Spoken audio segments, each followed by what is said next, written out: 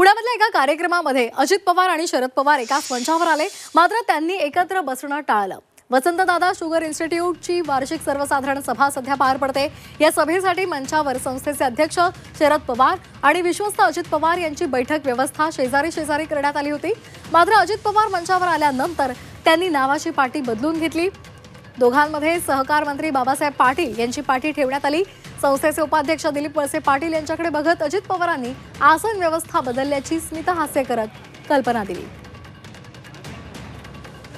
आपण ही दोन दृश्य पाहतोय। दादानी नावाची पार्टी बदलली। दादानी शरद पवार यांच्या शेजारी बसणं पुन्हा एकदा टाळलेलं आहे। पुण्यामध्ये दोन्ही पवार एकाच मंचावर आलेले होते। यावेळेला शरद पवार आणि अजित पवार यांच्यामध्ये बाबासाहेब पाटील हे मध्ये बसलेले आपण पाहतोय।